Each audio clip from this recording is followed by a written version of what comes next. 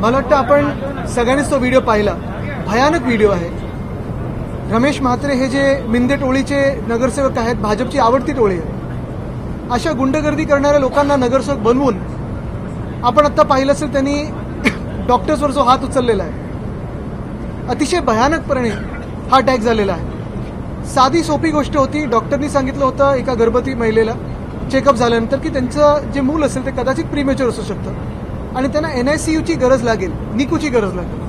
सगळे निकूचे बेड त्या हॉस्पिटलमध्ये भरलेले होते आणि दुसऱ्या हॉस्पिटलमध्ये ऍडमिशन मिळालं तर चांगलं होईल असं सांगितलं होतं. पण ह्या संतापातून हात उचलणं, मारणं, महिला असो पुरुष असो, कुठचेही डॉक्टर असो, नर्स असो, मेडिकल स्टाफ असो, हे आपण पाहिलं असेल. ही गुंडगर्दी ही भाजपची आणि मिंदे टोळीची ही सगळीकडे झालेली आहे. ह्या रमेश म्हात्रेला एवढीच हिंमत असेल तर जाऊन राम मंदिर जे लुटतायत त्यांना असा हात उचलून दाखवावा, त्यांच्यावर हात उचलून दाखवा. उज्जैनची जी भूमी लुटलेली आहे त्यांच्यावर हात उचलून दाखवा. पण डॉक्टर्स आणि महिला पुरुष कुठचेही डॉक्टर्स असो, नर्सेस असो, ह्यांच्यावरची गुंडगर्दी ही महाराष्ट्र सहन करणार नाही. डॉक्टर्स देखील सहन करणार नाही आणि मला वाटतं ह्याचं चाप उत्तर मिळेलच. पण महत्वाची गोष्ट म्हणजे ह्या नगरसेवकाला नुसतं अटक नाही तर बरखास्त करून ह्याची परेड काढली पाहिजे डोंबिवलीमध्ये, नाहीतर हा महाराष्ट्र शांत बसणार नाही. रमेश म्हात्रेंची पार्श्वभूमीच ही अशा पद्धतीने गुन्हेगारी स्वरूपाची राहिली, कुठेतरी कायद्याचा धाक त्यांना राहिला. पार्श्वभूमी असो किंवा नसो, कोणी असं जर केलं आणि डॉक्टर्सवर हात उचलला, नर्सवर हात उचलला, बरं अशा कारणासाठी, तर मग ह्या लोकांनी न्याय कोणाकडे मागायचा? मुख्यमंत्र्यांनी देखील निवेदन करायला पाहिजे. मला वाटत नाही अजून त्यांच्याकडून काही स्टेटमेंट आलेलं आहे. ते गृहमंत्री त्या राज्याचे, मुख्यमंत्र्यांचे हात आता पण बांधलेत का कोणीतरी, हे देखील उत्तर यावं.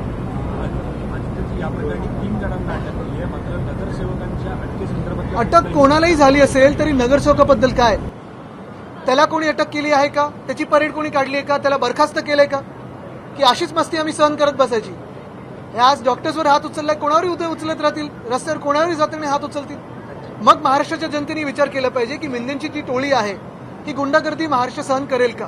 आधी खासदार, मग आमदार आणि आता नगरसेवक, त्यांच्या पक्षातील आमदार म्हणतात की त्यांना कडक शब्दात समज दिली नाही. तुम्ही पाहिलं असेल तो एक दुसरा आमदार होता, त्यांनी कॅन्टीनमध्ये हात उचलला होता. त्यांचा डीएनएच असा आहे आणि यांचे जे गुंडागर्दीचे महागुरू आहेत मिंदे, हे पण असेच आहेत आणि मुळात ह्याचसाठी आहे ना भाजप पाळत आहे. आज एक अशी माहिती समोर येते आहे की गृह विभागामध्ये जे कारागृहातली जी टेंडर दिली जात आहेत, खास करून खाऊची, तर ती सगळ्या म्हणजे दुप्पट तिप्पट किमतीने आणि एकाच ठेकेदाराला ही टेंडर दिली जात आहेत. अहो, हे ज्या पक्षांनी राम मंदिरामधली दानपेटी नाही सोडली, आज आम्ही घोषणा दिल्या जय श्रीराम जय शिवराय म्हणून आत, तर आमच्या अंगावर आले भाजपवाले. हे आम्हाला हिंदुत्व शिकवतात आणि हे भ्रष्टाचार विरोधात लढतात.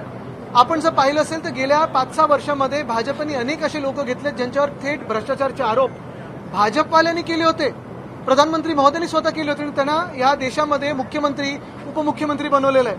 मग बंगालचे बघा, बिहारचे बघा, आसामचे बघा, महाराष्ट्रात देखील तसंच होतं. ज्यांना पळायला लागलं ED, CBI मुळे त्यांनाच मुख्यमंत्री बनवलं होतं आणि यांच्याकडून आपण भ्रष्टाचारी विरोधी कारवाईची अपेक्षा करतो. त्याला कोणी अटक केली आहे का? त्याची परेड कोणी काढली आहे का? त्याला बरखास्त केलंय का? की अशीच मस्ती आम्ही सहन करत बसायची?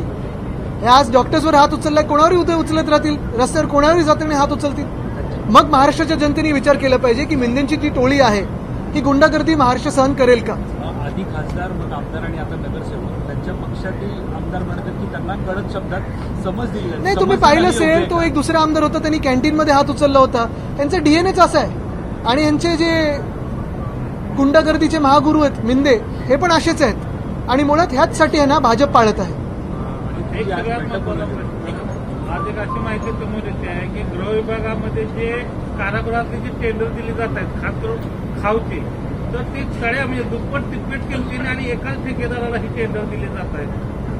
अहो, हे ज्या पक्षांनी राम मंदिरामधली दानपेटी नाही सोडली, आज आम्ही घोषणा दिल्या जय श्रीराम जय शिवराय म्हणून आत, तर आमच्या अंगावर आले भाजपवाले. हे आम्हाला हिंदुत्व शिकवतात आणि हे भ्रष्टाचार विरोधात लढतात. आपण जर पाहिलं असेल तर गेल्या 5-6 वर्षामध्ये भाजपने अनेक असे लोक घेतले ज्यांच्यावर थेट भ्रष्टाचारचे आरोप भाजपवाल्यांनी केले होते. प्रधानमंत्री महोदयांनी स्वतः केले होते आणि त्यांना या देशामध्ये मुख्यमंत्री, उपमुख्यमंत्री बनवलेलं आहे. मग बंगालचे बघा, बिहारचे बघा, आसामचे बघा, महाराष्ट्रात देखील तसंच होतं. ज्यांना पळायला लागलं ED, CBI मुळे त्यांनाच मुख्यमंत्री बनवलं होतं आणि यांच्याकडून आपण भ्रष्टाचारी विरोधी कारवाईची अपेक्षा करतो. एक मिनिट, लोकांना पाण्यातून साचलेल्या पाण्यातून आज आम्ही अल्पकालीन चर्चा मागितली होती, पण अध्यक्ष महोदयांनी ती काल पण घेऊ दिली नाही, आज पण घेऊ दिली नाही. आता उद्या. पण मुख्य गोष्ट हीच आहे, अमित चाटम जे भाजपचे मुंबईचे अध्यक्ष आहेत ते हसतायत इथे पायऱ्यांवर. तुमच्याच चॅनलमधून दिसलं की काल काही झाडांवर चर्चा होती, आज मॅनहोलवर चर्चा आहे. आता काय काय म्हणजे कशावर हसायचं हे भाजपने, आता देशावर हसत आहेत भाजप. म्हणजे राम मंदिर लुटलं, उज्जैन लुटलं आणि आता आपल्यावर हसतात की बघा आमच्यावर विश्वास कसा ठेवला. तुम्ही ऍक्ट ऑफ गॉडचा उल्लेख केला, ज्याच्यावरून पुन्हा अध्यक्ष पण काहीतरी म्हणाले आणि नंतर गदारोळ झाला. नेमकं तुम्हाला काय ऍक्ट ऑफ गॉड म्हणजे सगळं काही उत्तर एक तर प्रशासनाने केलं, नेहरूंनी केलं, ठाकरेंनी केलं किंवा ऍक्ट ऑफ गॉड म्हणजे हात धुतले यांनी भाजपवाल्यांनी. पण मी हेच त्यांना विचारलं, मग राम मंदिर जे लुटलंय ते पण तुम्ही ऍक्ट ऑफ गॉड बोलाल का भाजपकडून? कारण भाजप हल्ली स्वतःला देव मानायला लागली. तुम्ही पाहता अनेक त्यांचे नेत्यांचे फोटो आहेत, एखाद्या पाटावर उभे ज्याच्यावर आपलं स्वस्तिक आहे त्याच्यावर बूट घालून उभे आहेत. कोण त्यांचेच नेते जाऊन मंदिराच्या आत अंगणात बूट घालून जात आहे.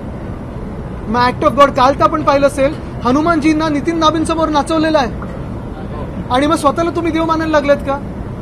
ज्या भाजपनी राम मंदिराची दान, म्हणजे आम्ही पण तिथे पक्ष म्हणून असेल पक्ष निधी दिला होता, आम्ही स्वतः परिवाराकडून निधी दिला होता. हे काय आम्ही उपकार नाही म्हणत, आमचं ते स्वप्न होतं राम मंदिर ते व्हायला पाहिजे. पण जो विश्वास आम्ही ज्या समितीवर ठेवला, ज्या चंपतरायवर ठेवला, ज्या अनिल मिश्रांवर ठेवला, आज त्यांनीच विश्वासघात केलाय. आणि फक्त आमचा नाही, ते लाखो करोडो हिंदूंचा विश्वासघात केलाय. हिंदू के जे हिंदू नसतील पण त्यांनी रामावर विश्वास ठेवला असेल, राम मंदिरावर विश्वास ठेवला, त्यांचा देखील भाजपाने विश्वासघात केलेला आहे. काल त्यांचे राजीनामे घेतले, त्यांना फाशी कधी देणार चंपतराय आणि अनिल मिश्रांना? बरं, ज्यांना त्यांनी नेमलं त्या भाजपला कधी तुम्ही प्रश्न विचारणार आहात?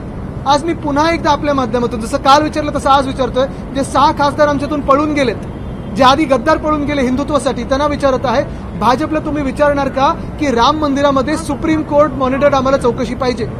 दानपेटी लुटता तुम्ही, एवढंही सोडलं नाही तुम्ही. अल्पकालीन चर्चा तुम्ही जी बोलत मात्र त्यावरती अजूनही सकारात्मक पाहायला भेटलं, कारण अजूनही पाऊस सरकारला उत्तर देण्याची क्षमता नाहीये. जे फेकनाथ मिंदे 4 वर्ष नगरविकास खात्याचं घेऊन बसले, 4 वर्ष काय 2019 पासून नगरविकास खातं ज्यांच्याकडे आहे, आज तुम्ही सगळ्या शहरांचे हाल बघा. एक तरी शहर आज राहण्यासारखं राहिलंय का महाराष्ट्रामध्ये? कुठे कोण इलेक्ट्रिक्युशननी मरतंय, कुठे झाड पडून मरतंय, कुठे कोण मॅन्युअलनी मरतंय. भाजपचे जे अध्यक्ष आहेत ते हसतात त्याच्यावर. म्हणजे सगळं ढकलायचं प्रशासनावर, चौकशी लावायची प्रशासनावर. स्वतःकडे जे खातं ज्याच्यातून तुम्ही पैसे खाताय आणि आमदार फोडताय, नगरसेवक फोडताय, खासदार विकत घेताय, त्याच्याबद्दल काय? अधिवेशन सुरू आहे, मात्र उपमुख्यमंत्री एकनाथ शिंदे विधानभवनात पहिल्या ते 4-5 दिवस काय 4-5 वर्ष कुठे उत्तर द्यायला त्यांना क्षमता नाही, त्यांच्यात उत्तर देण्याची हिंमत नाहीये आणि देतच नाही उत्तर. मराठी उद्या मी हिंदी देतो आणि इंग्लिशवाल्यांनी पण आताच विचारलं. कुठेतरी चुकलं आहे का? मला वाटतं टाउन प्लॅनिंग पेक्षा, जसं मी त्या दिवशी सांगितलं ना, की प्रत्येकाला उत्तर येतं आर्टिफिशियल इंटेलिजन्सनी आम्ही हा प्रश्न सोडू. आपलं राज्य हे आर्टिफिशियल इंटेलिजन्स आणि ह्या सरकारच्या नॅचरल स्टुपिडिटीमध्ये अडकलेलं. आणि तुमची ज्या प्रकारे झाडं कोसळत आहेत कुठेतरी कॉन्क्रिटीकरणाला 100% आहे. 100% कॉन्क्रीट ते झाडं ट्रिमिंगचं टेंडर कोणाला दिलंय? बिल्डरला दिलंय. पडत नाही असं आयुक्त सांगितलं. मला वाटतं आयुक्तांची ही त्यांनी जबाबदारी किंवा ठेका घेतलाय सरकारला वाचवण्याचा. पण सरकार गरज पडली तर त्यांना पण सुळीवर चढवेल आणि स्वतःला वाचवण्याचा प्रयत्न करेल. यंदाच्या वेळी जास्तीत जास्त झाडं पडलेली आहेत. खरं तर प्रशासनाने जी कामं पावसापूर्वी केली पाहिजे झालेली नाही. नालेसफाई झाली नाही. वाट बघतोय का नेहमी? यावेळी पाऊस उशिरा आला तरी रस्त्यांची कामं पूर्ण झाली नाहीत. नाशिकमध्ये आपण पाहिलं असेल, अजूनही ते काल परवाकडे परत गोदावरीला पूर आला, पाणी भरलंय, जिथे कामं रस्त्याची थांबलेली आहेत. पुण्यात पण तसंच आहे, मुंबईत तसं आहे. संपूर्ण महाराष्ट्रात हाल ह्याच्यात. नालेसफाई झाली नाहीत, रस्त्याची कामं पूर्ण झाली नाहीत. झाडांची जी ट्रिमिंग आहे, ट्रिमिंग सोडून झाडं कापायला लगेच पुढे येतात हे महानगरपालिकावाले, पण अजूनही, आणि बिल्डरना परवानगी द्यायला, पण ट्रिमिंग कुठेही झालं नाही. ह्याच्यामध्ये नुसता भ्रष्टाचार पाहायला मिळतोय, कारण एखादा बिल्डर जो आहे तो झाडे triming तेच मी सांगतोय, तेच सांगतोय मी. त्यांनी सातत्यानं मृत्यू होताना पाहायला मिळतात. आज अंधेरीमध्ये सुद्धा झाड कोसळून एका व्यक्तीचा मृत्यू झालेला आहे. सातत्यानं ते झालेलं आहे. दुसरीकडे भांडूपमध्ये एक बीएसटी परत ठोकून मला वाटतं मृत्यू झालेला आहे की जखमी झालेले आहेत. मुळात हे सरकार चाललंय कसं आणि कुठे? गाडी रिव्हर्समध्ये पुढे पुढे मागे काय, कुठे कसं काय चाललंय सरकार? 4 ड्रायव्हर झाले 4 दिशेला न्यायला आणि कोणालाही कळत नाही कुठच्या रस्त्याने जायचं. ठाण्यातल्या वनविभागाचा जसा प्रश्न होता, जो DPRचा 2800 कोटी, त्यामध्ये वनविभागाकडनं चौकशीसाठी पत्र पाठवणार होते, पण अजूनही पत्र दिलेलं नाहीये. भाजप ऑपरेशन देवेंद्र फडणवीसमध्ये भाजपमधले काही लोक सामील झालेले असं वाटायला लागलेलं आहे. कारण आज पण आपण पाहतो मुख्यमंत्री आता हाऊसमध्ये आलेत, सकाळी माहित नाही पण आता आलेत. बॉडी लँग्वेज तशी जी आधी 24ची वाटत होती तशी नाहीये आणि मला वाटतं त्यांना कळायला लागलेलं आहे. कदाचित हे त्यांचं शेवटचं सत्र आहे अधिवेशनाचं. ह्याच्यानंतर त्यांना दिल्लीत खेचलं जाईल. राजकीय प्रश्न आहे जी बैठक काल मातोश्रीवरती बोलवण्यात आली होती, हीच बैठक जर अगोदर बोलली असती 2019ला तर आताची परिस्थिती शिवसेना उद्धव बाळासाहेब ठाकरे पक्ष राहिली ती आली असल्याचं संपूर्ण दिसेल. त्यांना सांगा पहिला आज आता हिंमत करा थोडी आणि भाजपला विचारला राम मंदिर चोरले ना त्याच्याबद्दल काय जरा उत्तर द्या. एबीपी माझा, उघडा डोळे बघा नीट.